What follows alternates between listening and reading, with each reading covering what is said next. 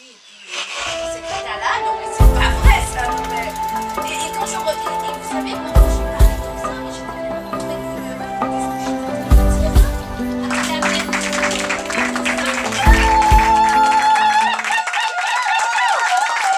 j'étais en train de dire, avec la même Amen, amen, amen. Alors,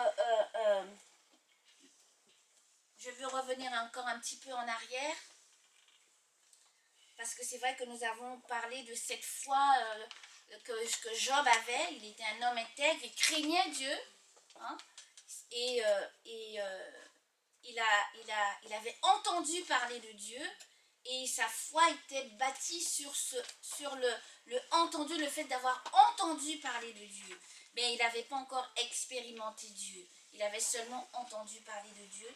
Et sa foi, elle était fondée, elle était bâtie sur ce qu'il avait entendu. Et la Bible nous dit que ce que nous entendons vient de la parole de Dieu. Et c'est cette parole-là que Job a entendue et il a bâti sa foi dessus. Amen. Amen. Alors,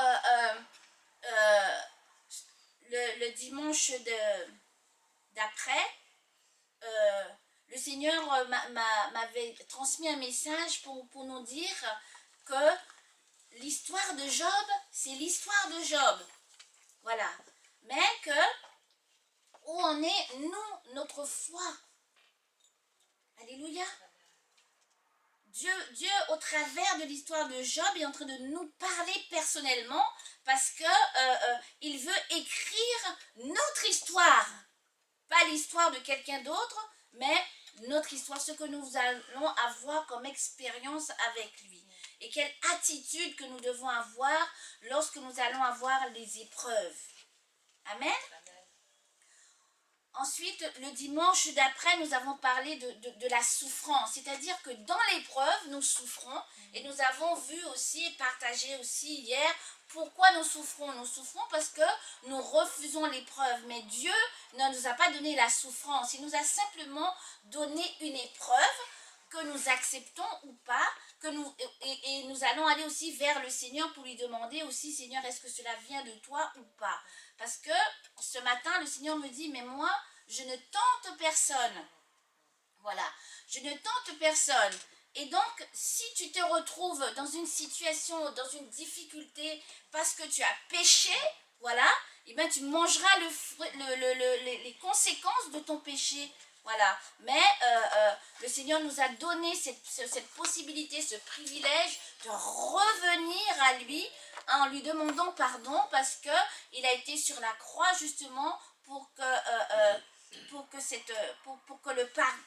nous puissions être pardonnés, revenir avec un cœur sincère vers notre Seigneur. Alors, dans la souffrance, dans l'épreuve, hein, puisque bon, nous sommes des êtres humains, on ne va pas dire j'ai une épreuve, ah yes, je suis trop contente, j'ai une épreuve, waouh, c'est trop bien ça. Parce que bon, on va d'abord réagir charnellement, parce que bon, on est charnel après tout. Hein. Bon, après, il y en a peut-être qui réagissent yes quand ils ont une épreuve, mais bon, moi personnellement, je réagis d'abord dans la chair et je commence à souffrir par rapport à l'épreuve ou à la difficulté qui va se présenter devant moi. Mais comment dire, il faut pas que je demeure dans cette souffrance, mais que je cherche à comprendre pourquoi. Voilà. Et lorsque j'ai compris pourquoi, ben maintenant, et ben c'est là où ben j'aurai la paix dans mon cœur et puis je vais dire maintenant, Seigneur, fais comme tu veux. Amen. Donc nous avons vu que tout le monde souffre, hein. Les gens qui n'ont pas le Seigneur, tout le monde souffre. L'humanité souffre et l'humanité a besoin de Dieu. On a tous des difficultés. Et les épreuves, la Bible nous dit, les difficultés servent à montrer la qualité de notre foi. Mais quelle est la qualité de ta confiance en Dieu? Jusqu'à quel point tu peux faire confiance à Dieu? On a vu que que Abraham, il faisait tellement confiance à Dieu qu'il n'a pas hésité une seule fois d'emmener son fils pour le sacrifier. Mais on verra au début dans la vie d'Abraham, c'était pas ça aussi. Lui aussi, il a douté. Il a douté parce que bon, sa femme était âgée, lui-même il était âgé, et puis ils n'avaient pas d'enfant. Et donc, on va dire, il n'y croyait plus. Et sa femme aussi, quand elle a vu qu'elle était quand même assez âgée, elle ne croyait pas. Et certainement, autour d'eux, on disait, bon, elle va jamais avoir d'enfant, elle est trop vieille. Hein. C'est pas la peine. C'est maintenant... aujourd'hui, si tu dis au médecin que tu as 90 ans et que tu vas avoir un enfant, il va rire. Hein. Il va se moquer de toi, il va dire, attends, madame, non, mais c'est pas assez. Commencez déjà à mettre de l'argent de côté pour votre cercueil. Mais un enfant, à mon avis, à cet âge-là, même si vous en aviez un, il n'est pas très normal, l'enfant. Hein. Ouais, il aura les petits soucis d'handicap. Mais Dieu est Dieu et il fait comme il veut. Voilà. Si Dieu veut qu'une personne, même de nos jours, à 90 ans ait un enfant, eh ben, elle aura l'enfant. Et il sera très beau. Non, mais, voilà. Et très intelligent, voilà. Très beau bébé. Enfin, c'était pour nous faire rire, mais en même temps pour vous dire que Dieu est Dieu et il fait ce qu'il veut. Et qu'il n'est pas indifférent lorsque nous sommes en train de traverser l'ombre de la vallée de la mort. Il est là. Même si quelquefois on a l'impression qu'il n'est pas là, mais Dieu est toujours là. Voilà. La Bible nous dit aussi que le malheur atteint souvent le juste, mais que Dieu l'en délivre toujours. Et qu'il est bon aussi, comme j'avais dit aussi, que c'est vrai que dans la souffrance ou dans l'épreuve, on cherche toujours des solutions par nous-mêmes ou des hommes, des conseillers. On a vu que Job avait des amis, des conseillers, et qui l'ont pas trop bien conseillé. Et c'est ce que nous faisons, parce que nous allons, au lieu de se mettre, comment dire, avoir cette relation intime avec le Seigneur, eh ben on va aller chercher les solutions, et c'est là où on va tomber dans des travers, dans des doctrines bizarres, et on va s'éloigner de Dieu. Amen.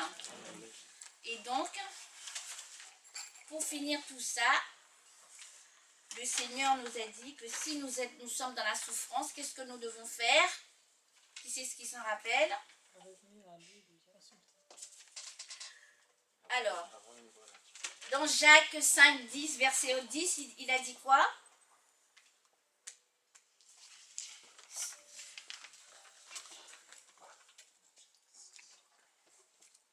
Prenez pour modèle la souffrance des prophètes. Et au verset 13, il dit quoi au verset 13? Jacques 5. Il nous dit quoi? L'un de vous passe-t-il par la souffrance qu'il prie? Un autre est-il dans la joie qu'il chante des cantiques? Alors, si on est dans la souffrance, si on est en train de traverser une épreuve qu'on ne comprend pas, l'épreuve qui va venir nous faire souffrir, qu'est-ce qu'il faut qu'on fasse? Prier. Voilà. Prier, c'est quoi? Qu'est-ce que ça veut dire? C'est quoi prier? Parler à Dieu. C'est ouvrir son cœur à Dieu, c'est pas réciter des prières qui sont déjà toutes faites comme des récitations et qu'on ne comprend rien et qui ne nous donnent pas la vie. C'est ouvrir son cœur à Dieu, c'est parler à Dieu. Voilà, Seigneur, je suis en train de passer une difficulté, Seigneur, mais je sais que toi tu es mon rocher, toi tu es mon tout, toi tu es le Dieu. Amen. Alors aujourd'hui nous allons continuer. Vous savez, qui c'est qui a lu le livre de Job? Parce que le dimanche, ou le premier dimanche, maman Baby, elle avait dit, allez, lisez le livre de Job. Personne. Dommage, hein? Parce que c'est un livre qui est très riche. Et qu'on peut encore, parce que bon là, je fais cet enseignement-là, mais je ne rentre même pas en profondeur, quoi. Il y a tellement de choses à tirer de ce livre-là. Et ben, je vous conseille hein, de lire ce livre-là et vous allez comprendre beaucoup de choses. Vous allez comprendre beaucoup de choses que Dieu ne nous fait pas passer par des épreuves pour nous embêter ou pour nous mettre en difficulté. Voilà, Dieu nous fait passer par l'épreuve, c'est pour un but. Un but. C'est pas pour n'importe quoi. Donc, nous avons dit la foi, pour avoir la connaissance et arriver à la prospérité. La foi, elle était très importante puisque c'est la confiance qu'on va mettre en Dieu pour pouvoir traverser la difficulté. Hein. Et aussi, nous avons dit que l'épreuve, elle était là pour pouvoir nous enseigner. Amen. Le Seigneur m'a dit quelque chose de très important, mais je vais le laisser pour la fin. Je vais le laisser pour la fin. Amen. Donc, pour continuer encore dans le livre de Job, nous avons vu que Job, il était découragé. En même temps, c'est un être humain. Hein. Donc, de voir tout ce déferlement de catastrophes qui tombait sur lui, au bout d'un moment, ouais, ben, il a été découragé. Et il s'est posé des questions, mais Seigneur, pourquoi? Parce que lui, il se voyait juste. Il avait pas péché pour mériter ça. C'est comme lorsque les choses nous arrivent, nous disons que oui, ben, c'est injuste que ça m'arrive parce que bon, j'ai pas mérité ça. J'ai pas mérité tant de souffrance. Et nous avons vu aussi qu'il a commencé à avoir un discours un peu aberrant. Voilà, un peu, comment dire, un discours insensé qui n'a pas de sens. Voilà, il commençait déjà à dévier, si on peut dire. Et c'est comme si qu'il était en plein délire, quoi. Vous savez, lorsque les choses nous arrivent, et ben, on est comme ça. On commence à dire des choses. Et même si on ne parle pas mal de Dieu, hein, c'est ce qu'on croit, hein, et bien on se dit des choses, on se dit, ben, je maudis le jour de ma naissance. Et Jérémie, il a fait la même chose. Parce que tu es dans une épreuve, dans une douleur, et maintenant, parce que parce que c'est vrai, en tant qu'enfant de Dieu, on a la foi, on a cru au Seigneur Jésus, on ne l'a pas vu, mais on a cru qu'il existait, mais on se fâche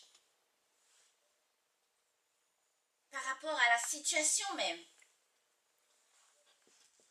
Et on commence à parler, à dire des choses, parce qu'on est en colère. Mais lorsque tu es en colère après une situation, à une épreuve dans laquelle tu es en train de passer, tu es en colère contre Dieu. Non, vous n'êtes pas d'accord? Parce que tu n'acceptes pas cette épreuve que Dieu est en train a mis dans ta vie pour te faire grandir. Donc tu es en colère. Et donc tu dis plein de choses par rapport à cette épreuve-là, plein de choses à propos de cette situation-là, et tu es, comment dire, la Bible nous dit que de l'abondance du cœur, la bouche parle. C'est-à-dire que ton cœur est tellement rempli d'amertume, tu es tellement découragé que tu commences déjà à parler contre la situation. Parler contre l'épreuve alors que l'épreuve, elle est là pour justement te faire grandir, pour t'enseigner. Et maintenant, les amis, on voit dans la parole de Dieu, dans le livre de Job que nous avons commencé à lire, que les amis de Job, eh ben, ils n'étaient pas si cool que ça, quoi. Hein. Il y en avait surtout Eliphaz. Eliphaz, quand il a commencé à parler, eh ben, il a commencé à dire à Job, il vient déjà avec, comment dire, il vient comme s'il était un homme sage pour dire, si nous, au Job 4, il dit, si nous avons ouvert, alors, parce que bon, j'avais lu ça dans une autre version, mais c'est pas grave. Il dit, si nous osons ouvrir la bouche, on sera-tu peiné? Déjà, il commence bien.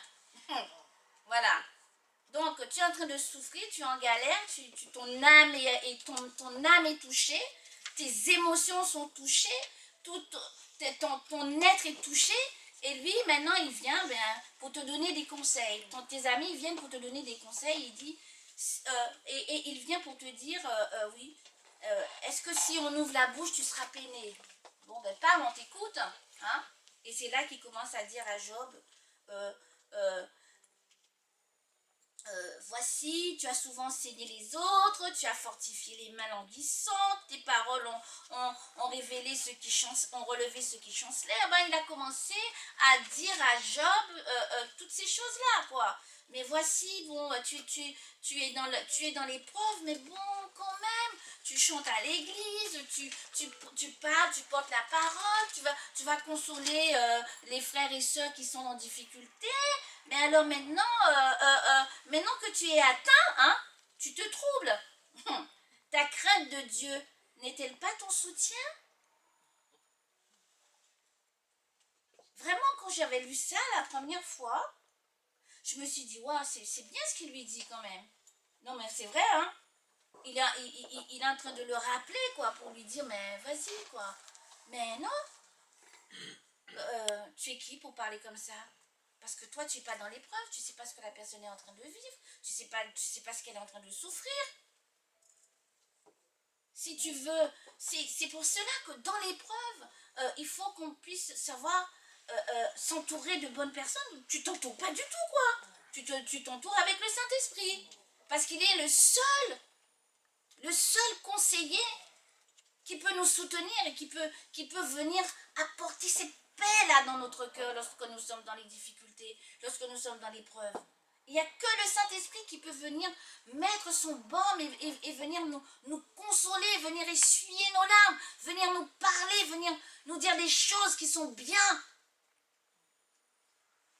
Pas quelqu'un qui va te rappeler que, ouais, ben, tu es évangéliste, ben, dans quel état tu es, quoi. Mais j'étais comme ça, mais... Non, mais c'est vrai! Ça vous est jamais arrivé, quoi? De dire, ah ben ouais, ben, il est quand même dans cet état-là. Non, mais c'est pas vrai, ça, non, mais... Et quand et vous savez, moi, quand j'ai parlé comme ça, mais j'étais vraiment convaincue de ce que j'étais en train de dire, hein. Mais bon, j'ai demandé pardon au Seigneur, parce que bon, quand il t'ouvre les yeux, ben, tu comprends que non, parce que toi, tu n'es pas en train de vivre ce que l'autre est en train de vivre. Tu n'es pas en train de subir la souffrance, les difficultés. Donc maintenant, si tu veux l'aider, la personne, hein, soit tu restes à côté de lui, ben, tu dis rien, ou alors tu pries, tu intercèdes pour cette personne-là. Puisque le Seigneur, il dit, il cherche un homme pour intercéder. Mais intercède parce que tu as cette capacité-là aussi d'aller vers Dieu et de prier pour cette personne-là, pour demander à ce que qu'il puisse bien traverser ses difficultés. Vous savez, un jour, j'étais en train de regarder un petit... vous savez, c'est quoi, je crois que c'est la petite maison dans la prairie, j'aimais bien ça. J'aimais bien. Et, parce que d'ailleurs, la personne qui a écrit ça, il est chrétien. Et donc, ça avait beaucoup rapport avec Dieu et tout ça.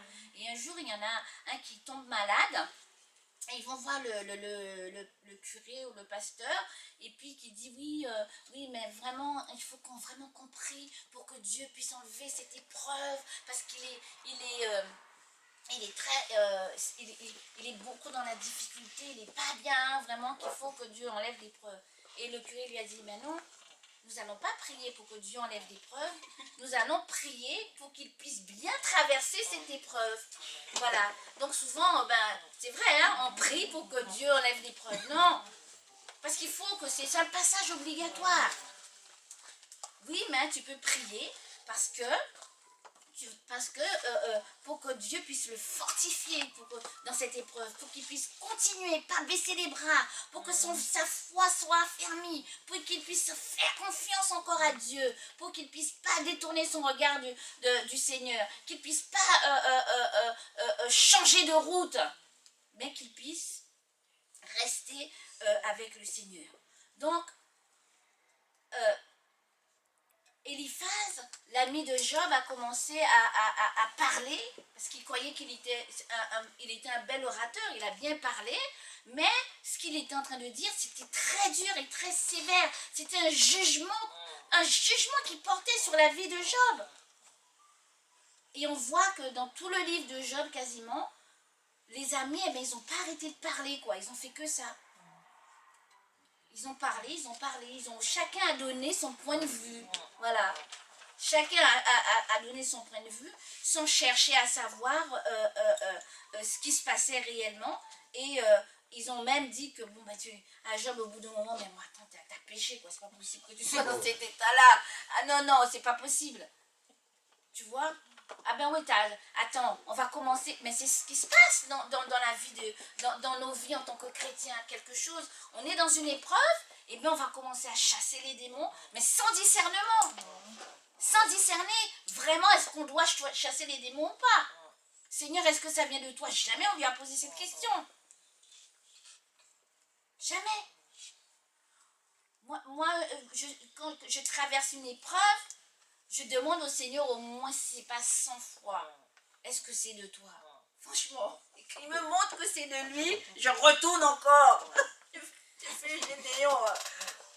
Parce que, bon, pourquoi? Parce que j'ai peur de pouvoir rentrer dans quelque chose qui n'est pas de Dieu.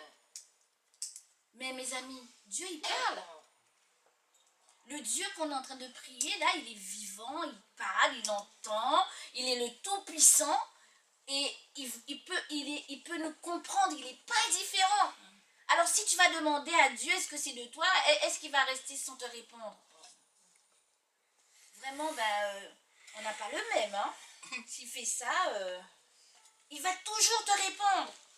Il va te donner les directives à suivre. Mais souvent, lorsque nous sommes dans l'épreuve, nous sommes misérables. Parce que nous n'avons pas compris ce qui nous arrive, les autres n'ont pas compris ce qui est en train de nous arriver, et maintenant on commence à prier dans n'importe quel sens, à faire n'importe quoi.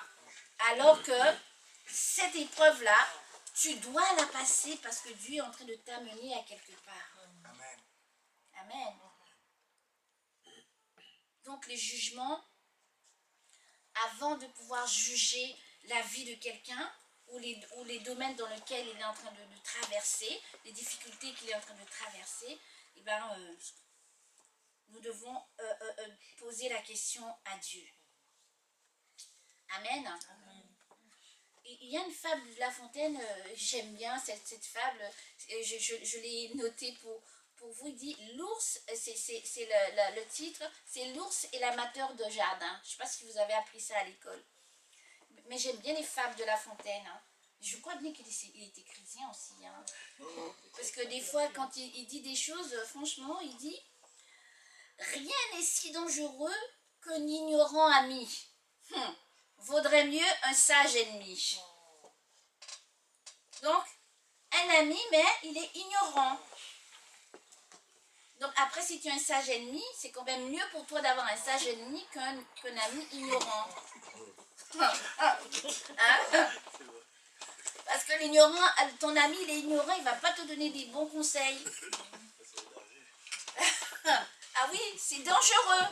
C'est dangereux parce qu'il va te donner des mauvais conseils et il va te perdre. Et puis, tout ça pour dire que lorsque les amis de Job ont commencé à parler, eh bien, ça n'a pas arrangé Job. Quand tout le monde commence à brasser, à s'agiter autour de toi, à dire ceci, à dire cela, ça met le trouble dans ton cœur. Et tu es complètement déstabilisé. Tu es désorienté. Tu perds la vision.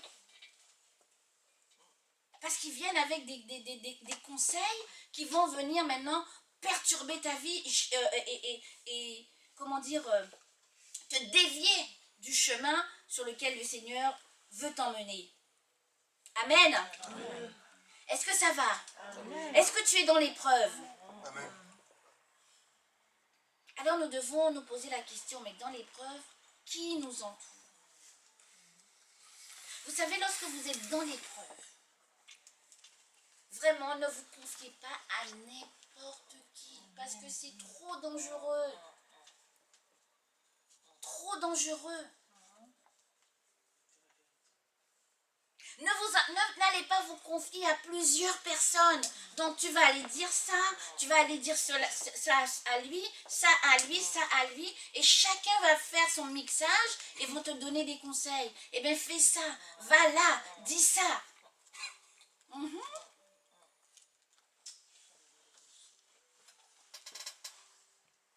Vraiment, si vous voulez vous confier à quelqu'un, prie. Et le Seigneur va diriger, va te montrer quelqu'un sur qui tu vas pouvoir partager. Parce que en tant qu'être humain, on a besoin de parler. On a besoin de se confier à quelqu'un. Mais laisse que le Saint-Esprit lui-même choisisse cette personne-là.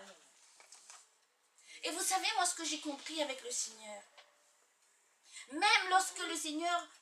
Et cette personne, elle ne va pas pouvoir tout... Des fois, elle reste même, elle m'écoute sans rien dire. Parce qu'elle n'a pas la solution à mon problème. Elle va pas... Moi, franchement, j'ai envie de vous le dire parce que ça me fait du bien. Des moments difficiles, c'est vrai que je me suis tournée vers l'évangéliste Esther pour parler. Elle a été à l'écoute. Moi, j'ai beaucoup parlé, mais elle ne disait rien. Mais heureusement qu'elle disait rien. Je me rends compte aujourd'hui qu'on se serait mise peut-être à parler, à machiner, mais elle écoutait. Elle était d'accord avec ce que je disais. Elle me faisait voir qu'elle était d'accord avec ce que je disais, même si elle n'était pas d'accord avec ce que je disais. Parce que ça me faisait du bien de pouvoir parler à quelqu'un. Non, mais c'est vrai. Même si elle n'était pas d'accord, elle est avec moi. Parce qu'elle sait que dans sa chambre, elle va se mettre à genoux, elle va prier pour que le Saint-Esprit vienne mettre la paix dans mon cœur. Donc nos problèmes, nous ne devons pas raconter nos problèmes à n'importe qui. Mais que laisser vraiment que le Seigneur le Saint-Esprit puisse nous conduire vers quelqu'un. Même ta propre famille, elle ne comprend pas. Quand tu es dans l'épreuve, ta famille ne va pas comprendre. Et encore moins ceux qui ne sont pas dans le Seigneur. Quand quelque chose va t'arriver, ah bon? Et tu dis que tu as un Dieu. Tout ça, c'est l'ignorance. Et oui, soi-disant, tu as un Dieu, tu viens nous prêcher, tu viens nous dire ceci, cela, mais regarde dans quel état même que toi tu es. Et ce sont des paroles qui peuvent nous affecter et nous déstabiliser. Et ces paroles-là, si elles rentrent dans notre cœur, c'est là que maintenant nous allons chercher des solutions par notre propre force. Et que nous allons nous éloigner de Dieu. David a dit que l'Éternel le délivre toujours dans toutes ses détresses. Ça, c'est ça qu'il a vécu. Donc nous devons nous appuyer sur la parole de Dieu. Parce que c'est vrai que les prophètes, ce sont leurs histoires, ce sont leurs vécus avec Dieu. Mais nous devons aussi les écouter pour voir, mais attends, il était dans telle difficulté, il a fait ça. Ah, ben moi aussi, eh ben je suis dans telle difficulté. Qu'est-ce que je vais faire? Je vais me tourner vers le Seigneur. David, lui, il n'allait pas au combat s'il n'avait pas consulté Dieu. Vraiment, donnons-nous comment dire, cette capacité de pouvoir, de toujours aller consulter Dieu. pour tout, parce que si on ne consulte pas Dieu, eh bien on va vivre dans la peur et on va vivre dans la souffrance. Et la peur ne vient pas de Dieu. Et la souffrance non plus. On a vu que la souffrance ne vient pas de Dieu. Mais dans l'épreuve, puisque nous n'acceptons pas l'épreuve, eh bien on souffre, on se fait souffrir nous-mêmes. On se fait souffrir nous-mêmes. Tout ça parce qu'on ne connaît pas Dieu. Donc on voit dans toute l'histoire de Job, Job était toujours fondé sur le fait d'avoir entendu parler de Dieu, mais il n'avait pas encore expérimenté Dieu. Il n'avait pas encore expérimenté Dieu. Et tous ses amis sont passés, mais pour pouvoir lui donner des conseils, mais dans lui-même, il le dit déjà, d'ailleurs, il lui dit, mais mon Rédempteur, il se lèvera le dernier. Donc au fond de lui, il savait très bien que toute cette agitation, tout ce qu'il y avait, même s'il meurt, ben, de toute façon, son Rédempteur allait se lever à un moment donné. Donc, nous voyons que lorsque nous sommes dans l'épreuve, nous avons une attitude à avoir. Même s'il y a un faux départ, hein, nous devons revenir vers le Seigneur pour lui dire, Seigneur, mais voici, déjà accepté. Je veux accepter l'épreuve, c'est dur, ouais, je sais que c'est dur, mais je sais que tu es là et que tu m'aideras à traverser cette épreuve qui est là pour qui me fait souffrir. Donc nous devons, la Bible nous dit que Dieu il résiste aux orgueilleux, mais il fait grâce aux humbles. Alors si nous sommes là à tenir tête à Dieu, à lui faire le bras de fer, je suis désolée, mais c'est toi qui vas perdre. Parce que Dieu, il est plus fort. Donc on ne fait pas de bras de fer avec le Seigneur. On ne fait pas de compromis avec le Seigneur. On ne fait pas de chantage avec le Seigneur. Voilà. Dire, si tu fais pas ça, mais je jette la Bible. Tu peux jeter la Bible, hein, si tu... Non mais c'est vrai, il y a des gens qui disent ça, quoi. Faut arrêter. Mais si tu jettes la Bible, mais c'est pour toi-même si tu jettes la Bible. Est-ce que ça va changer quelque chose dans la nature de Dieu? Non mais... Des fois, il faut qu'on réfléchisse. Hein. Moi, c'est vrai que je prie beaucoup pour dire, mais Seigneur, ouais, mais faut pas que je dise n'importe quoi, quoi. Si je sais pas quelque chose, vaut mieux que je parle pas, au lieu de dire n'importe quoi. Dans ma souffrance, eh bien, j'ai envie de tout casser. Il y a des gens qui, dans leur souffrance, ils cassent tout. Ben, quand tu as tout cassé, après, quand tu es sorti de ton ivresse, eh bien, tu as tout cassé, quoi. Tu as cassé la télé, tu as cassé le frigo, tu as tout cassé, quoi. Il faudra que tu rachètes. Tu vas encore faire un autre crédit pour le mettre sur ton dos. Parce que tu étais en colère contre la situation. Mais est-ce que... Attends, franchement, réfléchissons bien, quoi. Est-ce que la situation, c'est son problème si tu es en colère? Elle est là. C'est pas parce que tu as cassé tout ce qu'il y avait dans la maison que la situation va dire, allez, bon, allez, je m'en vais. En tout cas, la situation là, c'est là qu'elle est bien ancrée même. Et lorsqu'elle est bien ancrée, elle emmène encore d'autres problèmes. Oui. Voilà. Un malheur n'arrive jamais seul. Hein, c'est pas ça, non? C'est ça. Il arrive accompagné. Avec ses tantes, Voilà, toute la famille. Tante, cousin, neveu, voilà. Et même les amis. La voisine. Voilà. On va faire la fiesta boum boum. On est invité. Donc c'est vrai que se mettre en colère, ça sert à rien. Mais qu'il faut qu'on fasse confiance au Seigneur. Et qu'on ne puisse pas dire n'importe quoi. Parce que lorsqu'on parle pour dire des choses mauvaises, eh ben, on n'est pas en train de glorifier le nom du Seigneur déjà. Et on n'est pas en train de se faire du bien même à nous-mêmes. Amen. Est-ce que ça va? Est-ce que tu es dans l'épreuve? Alors, quelle attitude que tu vas avoir lorsque tu vas être dans cette épreuve? Revenir à Dieu déjà. Parce que bon, il y a des épreuves qui durent, hein. Oh Ça, non, hein? non. Non, non, non, non, non. Les épreuves. Il y a des gens qui sont dans une épreuve et ça fait depuis que ça dure. 10 ans. Mhm. Ça dure.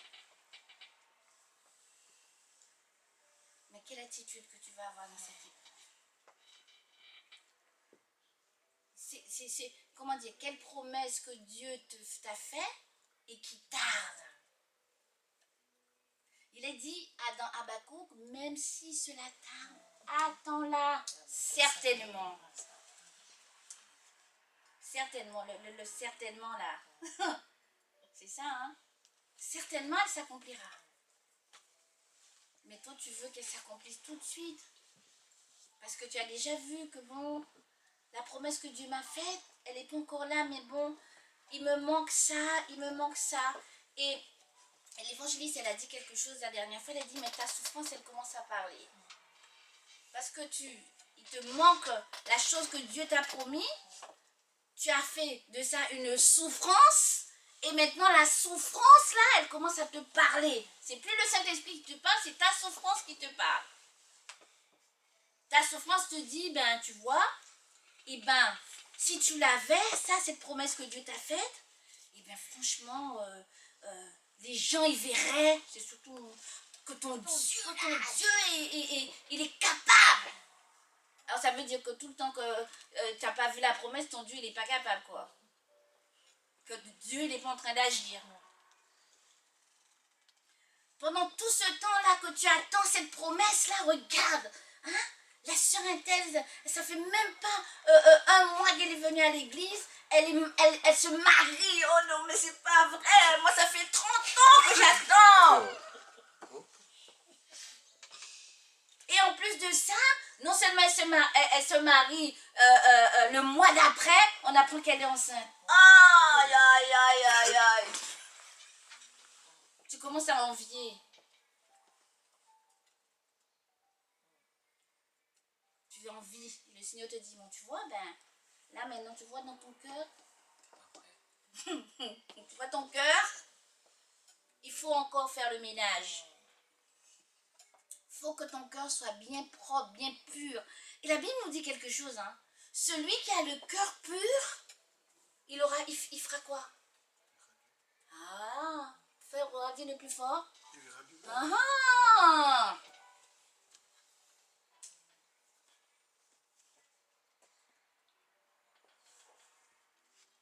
Donc si on a l'amertume, la colère, l'envie, tout ça là qui appartient à l'autre là, ce sont ses bagages.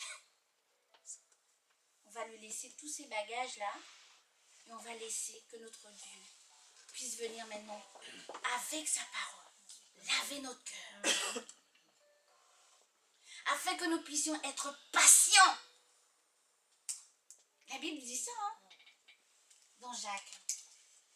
On va le lire. À partir du verset 2, il dit, mes frères, regardez comme un sujet de joie complète les diverses épreuves auxquelles vous pouvez être exposés, sachant que l'épreuve de votre foi produit la patience. Mais il faut que la patience accomplisse parfaitement son œuvre afin que vous soyez parfaits et accomplis sans faillir en rien. Maintenant, baby, tu as quoi comme Version, oui. version? 2 à 4. Oui. Mes frères, quand vous passez par toutes sortes d'épreuves, considérez-vous comme heureux, car vous le savez, la mise à l'épreuve de votre foi produit l'endurance. Mais il faut que votre endurance aille jusqu'au bout de ce qu'elle peut faire pour que vous parveniez à l'état d'adulte et soyez plein de force des hommes auxquels il ne manque rien. Pour que nous puissions être adultes. Parce qu'un adulte ne fait pas n'importe quoi. Un adulte ne va pas aller traverser le périph'. pour se faire écraser, ou alors un adulte, à moins qu'il soit fou, ne va pas aller conduire en sens inverse sur l'autoroute. Un adulte va réfléchir avant de poser un acte. C'est pour ça, l'épreuve.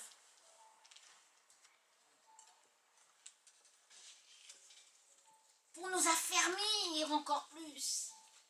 Alléluia.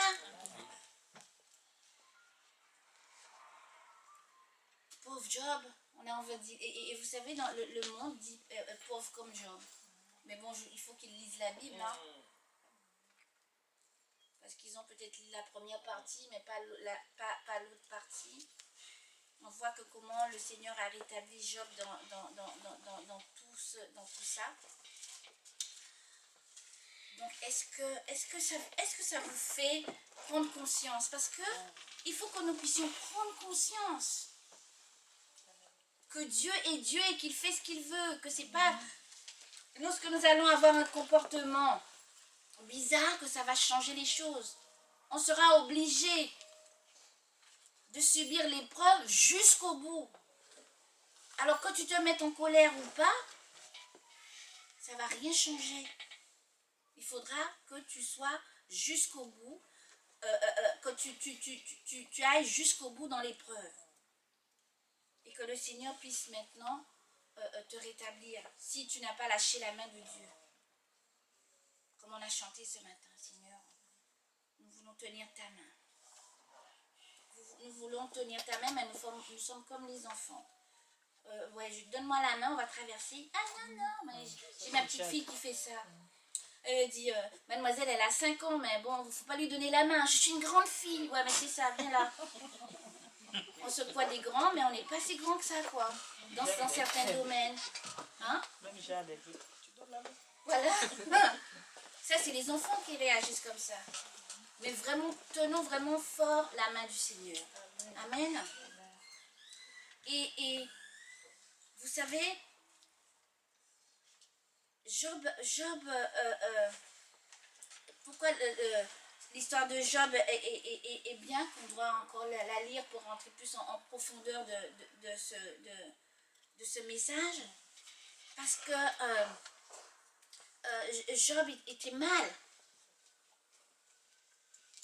Job ne comprenait pas sa douleur. Il ne comprenait pas ce qui lui arrivait. Et ça nous arrive aussi. Dans l'épreuve, souvent on ne comprend pas pourquoi.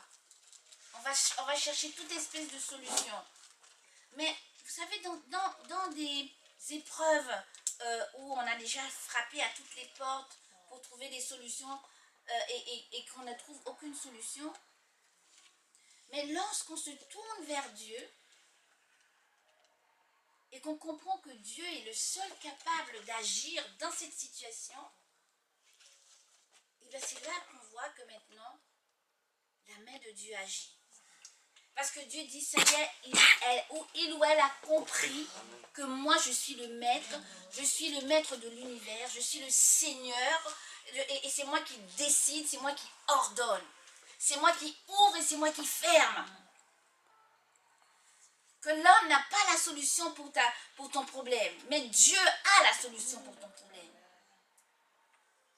Lorsque les enfants d'Israël étaient dans le désert, le Seigneur s'est révélé sur plusieurs noms. El Shaddai, il s'est révélé à Abraham comme Jéhovah Jireh.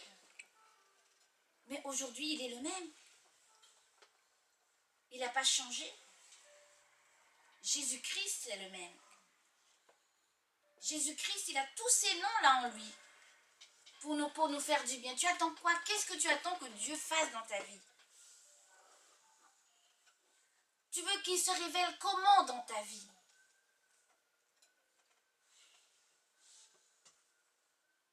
Nous devons prendre conscience qu'à un moment donné, il faut lâcher prise et laisser Dieu faire. Et lorsque nous lâchons prise, nous voyons que la paix vient dans notre cœur maintenant. Nous avons la paix parce qu'on n'est plus agité, parce qu'on a dit, Seigneur, voilà, je te laisse ce problème-là. Je sais que je ne peux pas le gérer moi-même, mais je te le laisse et la paix va venir dans ton cœur. Et là, maintenant, le Seigneur va commencer à agir et à faire ce qu'il doit faire. Parce que Dieu n'est pas un menteur, on l'a dit, on l'a redit. Il n'est pas un menteur. Il se tient derrière sa parole afin de l'exécuter. La parole de Dieu, elle est vivante. Vous savez, Job avait entendu parler de Dieu, c'était théologique, c'était de la théologie. La Bible nous dit que la lettre tue, mais l'esprit vivifie. Donc, il suivait la Bible théologiquement. En tout cas, il est bien quand même, je vais dire. Hein. Parce que bon, même nous, on la suit même pas théologiquement. Hein. Voilà. Mais Dieu voulait rendre cette parole théologique dans le cœur de Job vivant. Il fallait qu'il vive ça. Il fallait qu'il vive la miséricorde et la grâce de Dieu. Il fallait qu'il le vive. Et c'est ce que Dieu veut que nous puissions. Pas rester dans cet état où nous allons lire ou pas la Bible et puis prendre des versets et pas vivre cela. Parce que c'est une parole qui est vivante, c'est une parole qui agit. Si Dieu te dit, je suis le Dieu qui guérit, c'est écrit dans sa parole. Mais il va te faire expérimenter cette guérison, afin que tu puisses dire, oui, vraiment, Dieu est un Dieu qui guérit. Tu vas tomber malade, tu ne vas pas savoir pourquoi. Et oui. L'or et l'argent lui appartiennent. Vraiment, oui. De riche qu'il était, il s'est fait pauvre afin que nous puissions être riches. Mais dans tous les domaines de notre vie. Amen. Je veux dire, mais si tu es un radin, tu as ta main toujours dans ta poche et tu proclames cette parole, si elle n'est pas vivante dans ta vie, si tu ne l'as pas expérimentée, ça sera une parole qui ne va rien faire dans ta vie. Un jour, tu vas devenir pauvre. Et l'argent va te fuir. Il va dire, ah, c'est lui, allez hop. Le radin, là, je pète dans sa main.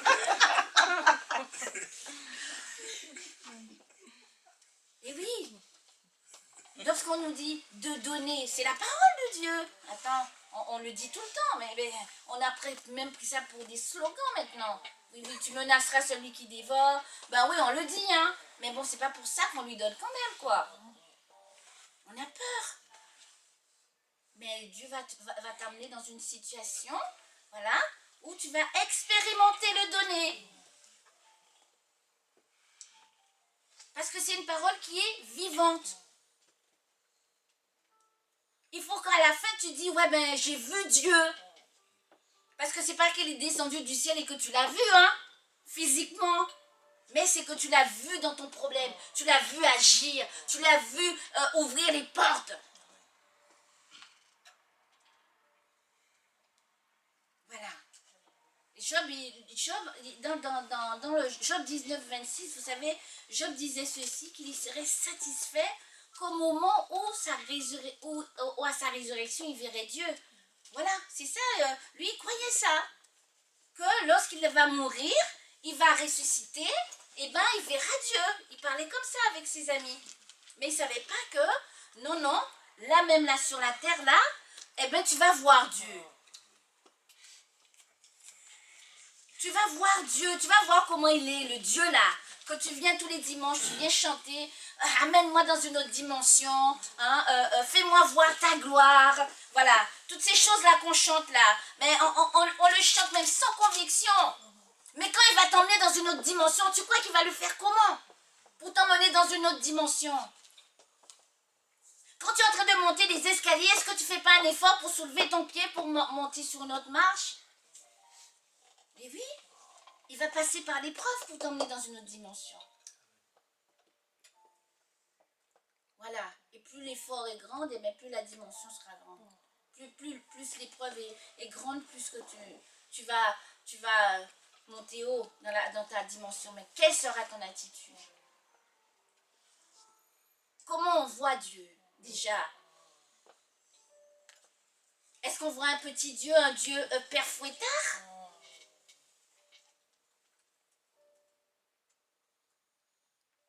Comment on voit Dieu? Vous savez, quand tout va bien, on est bien. On vient à l'église, tu vois, l'église est remplie, les gens ils dansent. Oui, bénissez, tout ça là. Comment on fait? On fait ça, hein, même moi je suis dedans. Hein. Mais quand tout va mal et qu'on ne comprend pas, surtout c'est qu'on ne comprend pas, ben, personne ne vient. Personne ne vient parce qu'ils sont tenus captifs. Captifs parce que ils n'ont même pas assez de paroles, ils n'ont même pas entendu. Voilà. Donc pour l'expérimenter, c'est encore plus dur.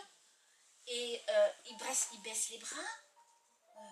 Ils vont courir vers toutes sortes d'espèces de doctrines, ils vont écouter n'importe quoi et ils vont pas comment dire, s'attacher, avoir cette intimité-là avec Dieu. Comment tu peux être avec quelqu'un et puis tu sais pas qui il est? On a accepté Jésus-Christ, mais en fait on parle de lui sans savoir qui il est. Oui, mais j'ai entendu parler de lui, mais moi je veux l'expérimenter pour savoir vraiment qui il est. Ce qu'il a fait.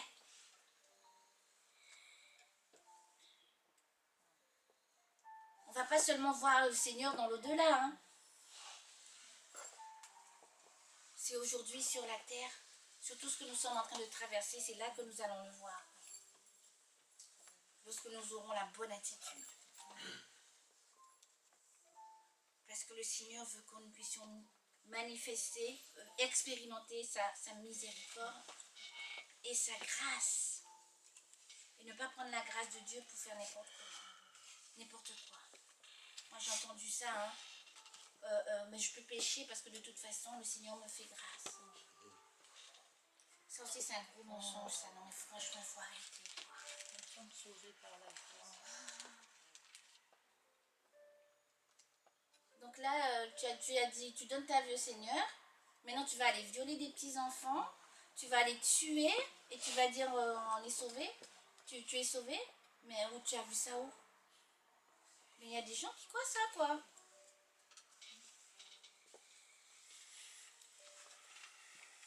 Faut pas faire n'importe quoi, faut pas dire n'importe quoi. Faut vraiment que nous puissions nous appuyer sur la parole de Dieu et sur le Saint-Esprit. Nous avons un tel privilège d'avoir le Saint-Esprit. Le Saint-Esprit. Dieu chérit le Saint-Esprit, il nous donne le Saint-Esprit. À quel point Dieu nous aime et on ne réalise même pas l'amour de Dieu. On ne réalise pas l'amour de Dieu. Là, je suis sûre que je pose la question à n'importe qui d'entre nous, même à moi, est-ce que je réalise vraiment l'amour de Dieu? Je ne réalise pas vraiment l'amour de Dieu. Parce qu'on est pris de panique dès qu'il nous arrive quelque chose.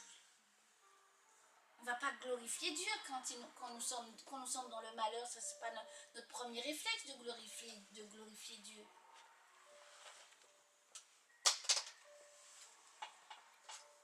Mais Dieu, il veut se révéler à nous. Vous savez, comme j'ai dit la dernière fois, le mot d'ordre là, qu'on a eu, il ne faut pas le négliger. Parce que c'est très, très, très, très important. Parce que Dieu veut nous toucher. Il veut nous parler. Il veut qu'on le voie. Il veut qu'on le connaisse. Il veut qu'on l'expérimente. Alléluia. Alors nous devons laisser Dieu agir dans notre vie. Ouvrir notre cœur à Dieu. Et le laisser intervenir dans notre vie. Alléluia. Alors Job était assis avec tous ses amis, à palabrer, comme on dit. C'est ça, hein, c'est des palabres, c'est des discours sans connaissance. Et dans tout ce trouble-là, dans tout ce désordre-là, Dieu maintenant va parler à Job. Comment Dieu aime Job? comment Dieu nous aime. Mais le problème, c'est que vous savez, hein, Dieu nous parle tous les jours. Mais on ne l'entend pas. On ne veut même pas l'écouter. Mais Dieu nous parle tous les jours. Fais le silence dans ton cœur et dans ta situation. Épreuve. Fais le silence et écoute ce que Dieu est en train de te dire. Fais le silence, ça veut dire quoi? Faire taire toutes les voix étrangères, toutes les voix de ton âme. Toutes les voix de ton âme, fais-les taire. Et écoute. Écoute Dieu te parler. Écoute et tu vas entendre ce qu'il est en train de te dire. Ne va-t-il pas te dire comme Job? Tout l'univers, tout ce qu'il a créé. La Bible dit, mais même si Dieu avait faim, ce qu'il serait venu te dire. Le Dieu compris, c'est un Dieu qui est tout puissant. Tout puissant. Et tu ne dois même pas être fâché si la chose que tu lui as demandé, il ne te l'a pas donnée. Parce qu'il sait pourquoi il ne te l'a pas donnée.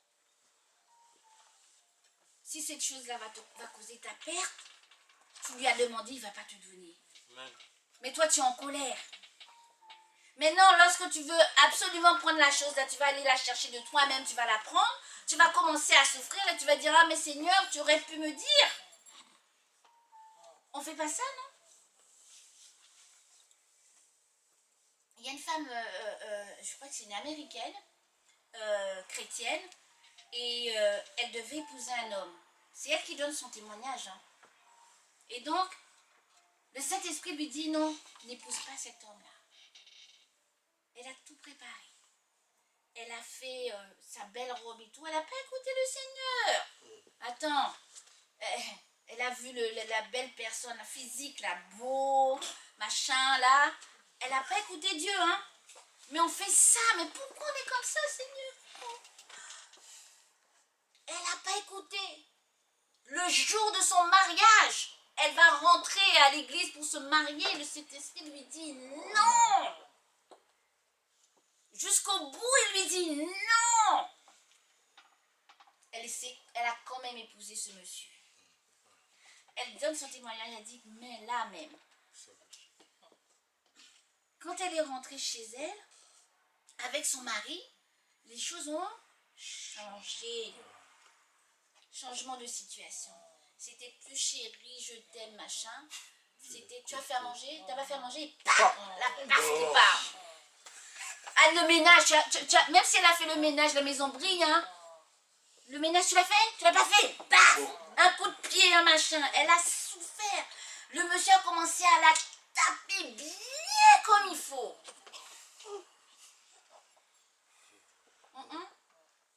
Tout ça parce qu'elle n'a pas écouté le Saint-Esprit. Le Saint-Esprit parle, non? Non, mais parce que toi, tu as envie de la chose, et bien tu passes outre. Et bien elle a bien souffert, elle a pleuré toutes les larmes de son corps. Elle n'en avait même plus des larmes, tellement qu'elle avait pleuré. Et maintenant, là, eh ben, elle a divorcé, mais elle est célibataire. Hein? Et elle sert Dieu. Elle chante. Amen. Là, je crois que si jamais quelqu'un va venir là.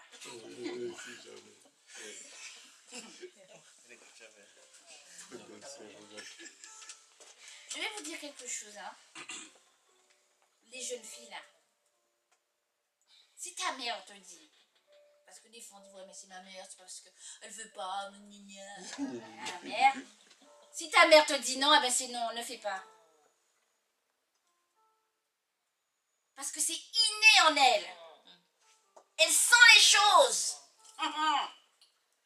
Elle a une valeur inestimable devant Dieu. Amen. Et si elle te dit non parce que tu es son enfant, eh bien c'est non, ne fais pas. Ne fais pas, ne joue pas la résistance, toi tu connais rien.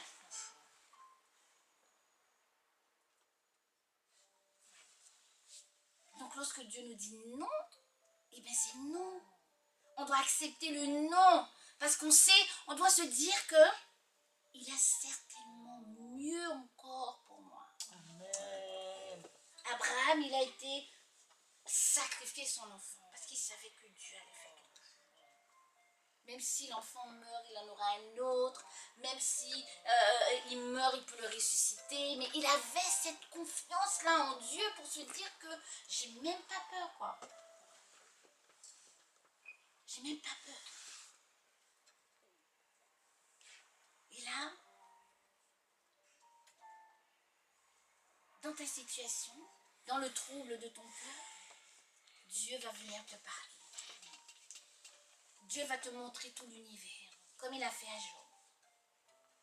Toute la beauté de l'univers, de sa création. Des fois même moi je dis, mais je reste et je dis, mais Seigneur, mais tu es trop fort, quoi, comme tu as fait l'homme.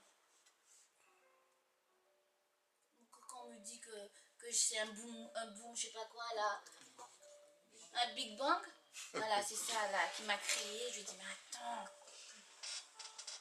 je peux voir, je peux parler, je peux sentir. Et je te parle même pas de l'intérieur de tout mon organisme. Quand tu dis, attends, mais hein? Quel homme qui peut faire ça? Quel Big Bang qui peut faire un truc pareil? Quel Big Bang qui peut faire un truc pareil? Alors si Dieu était capable de me créer comme je suis en tant qu'homme, j'ai la capacité, j'ai l'intelligence en plus. Tu crois que c'est un petit problème là de rien du tout qui va m'empêcher de louer le Seigneur? David a dit, mais mon âme, je vais te parler là, mon âme là, mon âme. Je sais que hein, tu as été endommagé, hein, je sais que tu as été endommagé, je sais tout ça. Mais mon âme là, tu vas louer l'Éternel.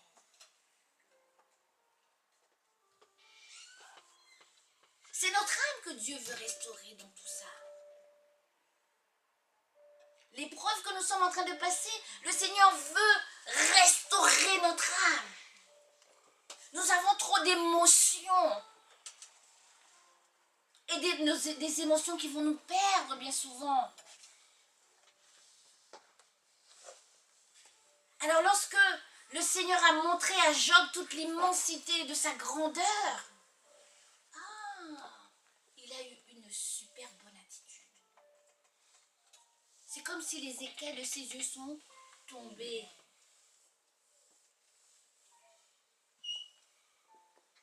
Son âme a été restaurée, c'est-à-dire toutes les mauvaises paroles qu'il a pu prononcer. Il est venu vers le Seigneur. Et c'est ce que le Seigneur veut que nous puissions faire. Le Seigneur m'a dit que mon peuple revienne à moi.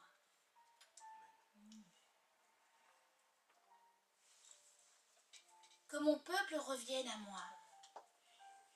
Et Job, dans le dernier chapitre de Job, 42, Job dit, je reconnais que tu peux tout et que rien ne s'oppose à tes pensées.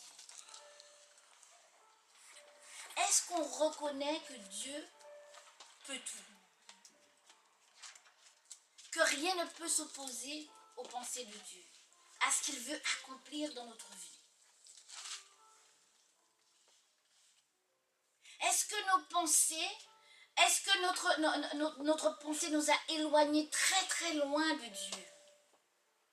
Est-ce que l'épreuve qui nous fait souffrir nous a éloignés de Dieu, mais très très loin? Nous sommes dans un pays étranger.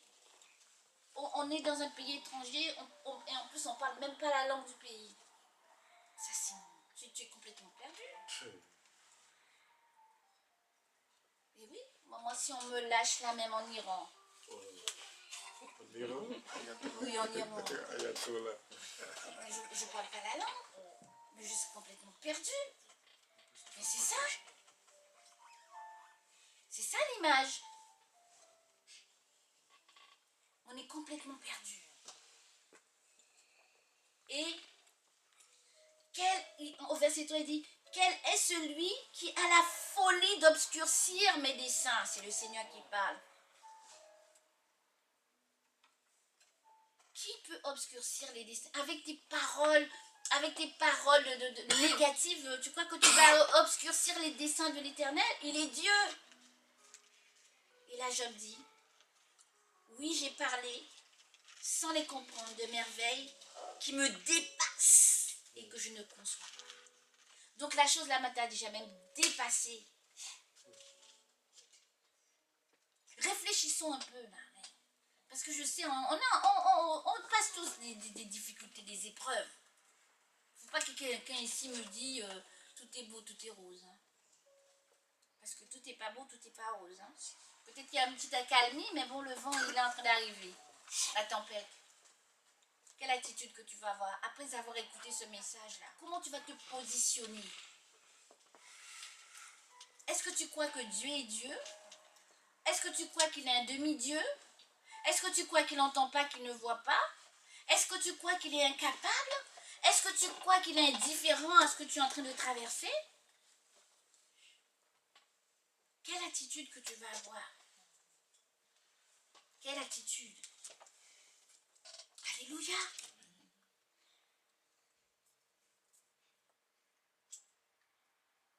Le Seigneur, même à un moment donné, a dit à Job, viens et enseigne-moi si tu es capable. Tu es incapable d'enseigner Dieu, de lui dire ce qu'il faut faire. Il y en a qui aident Dieu, hein. Je veux l'aider Dieu. Voilà. Comme Sarah, qui a voulu aider Dieu. Et puis beaucoup de nous, on le fait. Il n'y a pas que Sarah. Sarah, c'est son histoire qui est dans la Bible, mais ta propre histoire, même avec Dieu. On veut aider Dieu parce qu'on ne lui fait pas confiance. On repasse derrière. Quand Dieu fait quelque chose, on repasse derrière. Moi, je fais ça avec les enfants. Des fois, oui. Tu as essuyé la table? Mais oui, j'essuie la table. Mais je passe derrière. Parce que je ne fais pas confiance. Mais on fait ça avec Dieu.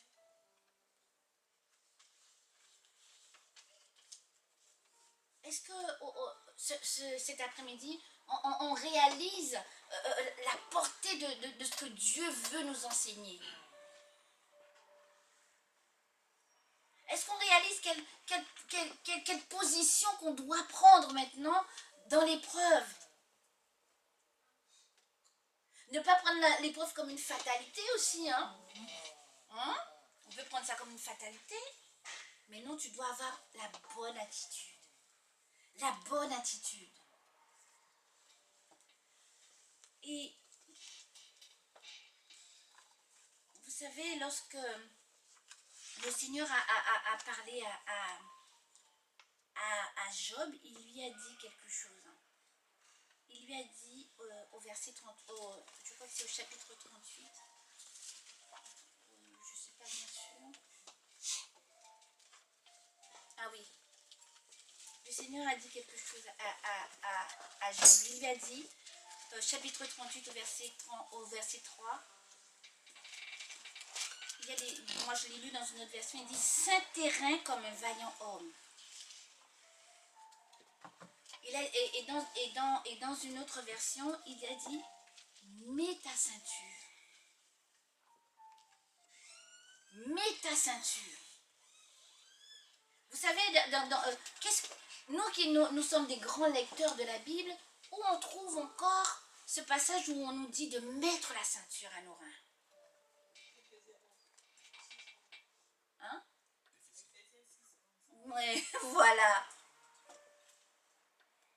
Il dit, Éphésiens 6, 14, il dit, tenez donc ferme et ayez autour de la taille la vérité pour ceinture.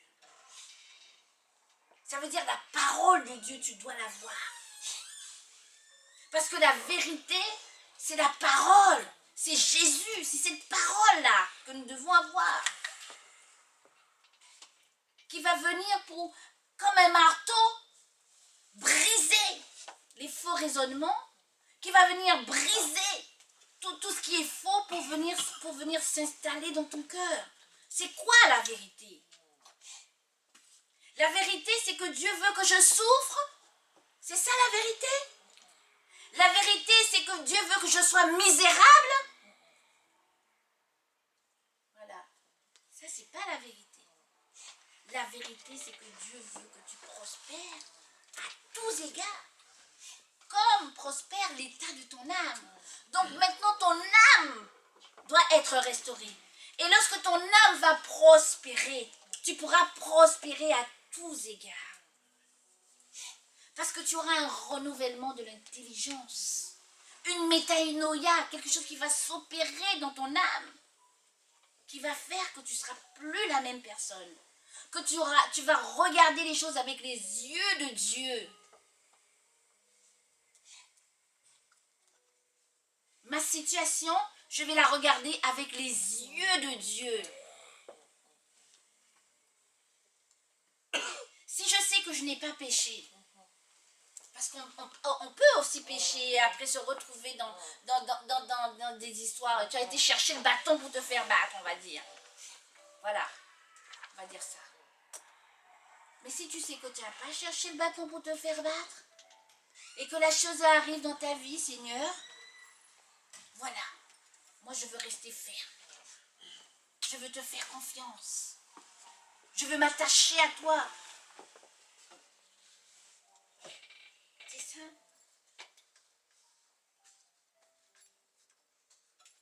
Si nous disons que nous aimons le Seigneur,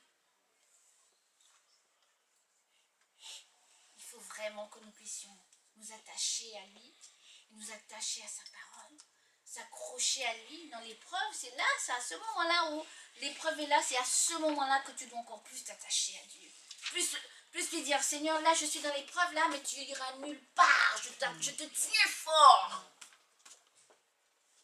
Je te tiens fort, Seigneur. Parce que cette épreuve-là, je ne pourrai pas la passer seule. Sans toi, je ne peux pas. Alors je te tiens fort. Amen.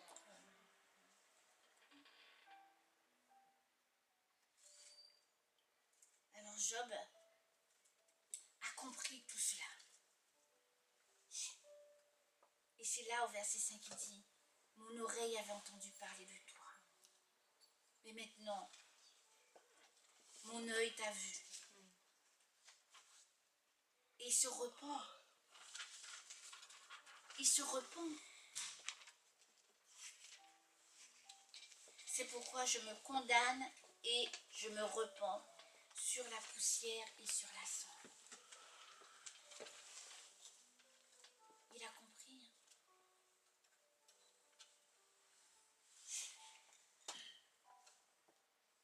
Cette expérience que Job a faite, il a vécu une rencontre avec Dieu. À un moment donné, il faut qu'on le rencontre, Dieu. Il a dit que le chemin est étroit. Mais le chemin est étroit, mais il n'a pas dit que c'était impossible que nous puissions passer par ce chemin étroit. C'est-à-dire que pour que nous puissions passer dans ce chemin étroit, il ne faut plus que nous soyons gonflés d'orgueil. Il faut que nous puissions avoir un cœur humble. Et tu passes dans le chemin qui est étroit. Être humble et faire confiance à Dieu.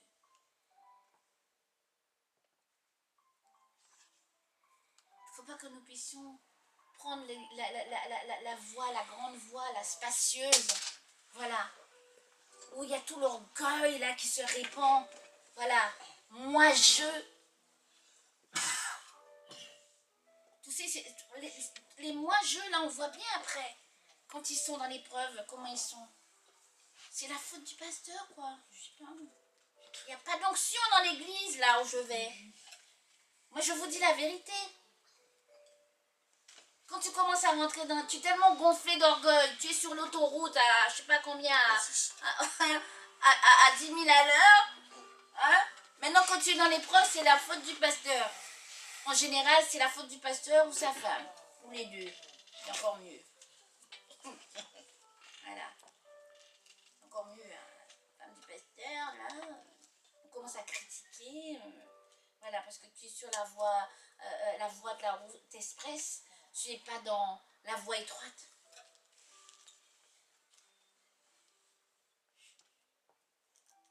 Alors que nous puissions avoir un cœur repentant cet après-midi. Parce que certainement, peut-être inconsciemment, nous avons mal parlé de notre situation qui est là, de cette épreuve qui est en train de durer. Certainement, nous n'avons pas compris pourquoi tout cela est en train de se passer dans notre vie. Certainement. Mais nous devons changer d'attitude. Changer d'attitude.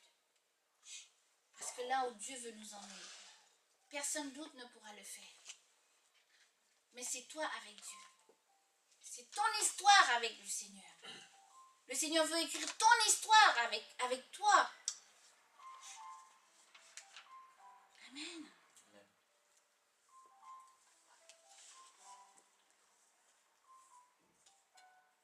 Parce que nous voulons. Vous savez,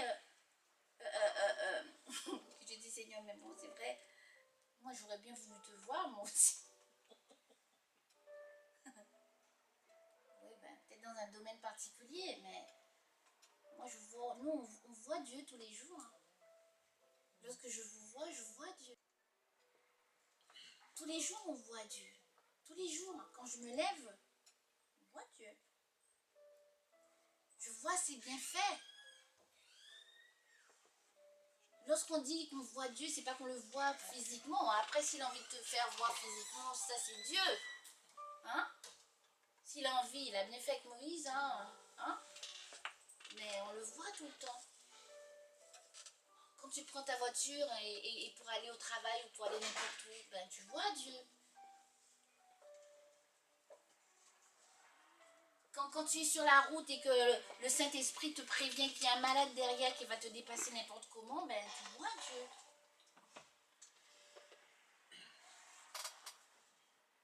Parce que Dieu nous aime tellement. Et je pense que ce matin encore, il voulait nous faire ressentir ou réaliser la grandeur de son amour. Mais on ne peut même pas comprendre ça. Ça nous dépasse. Et quand les choses nous dépassent et qu'on ne les comprend pas, on cherche à comprendre n'importe comment. Alors dans quelle situation que tu es? Quelle épreuve qui est en train de te faire souffrir? Quelle épreuve dans laquelle tu veux voir que Dieu agisse?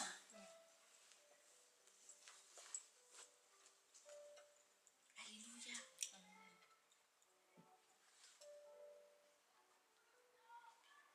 Le Seigneur veut te faire vivre ta propre expérience. Pas les expériences des autres, mais ta propre expérience avec lui. Il veut se révéler personnellement à toi. Parce qu'il t'aime. Il nous aime chacun de nous. La Bible nous dit, il ne fait pas de favoritisme. Il ne m'aime pas plus que vous. Il nous aime pareil. Alléluia. Alors nous allons encore... j'ai vraiment à cœur de pouvoir encore prier durant toute cette session.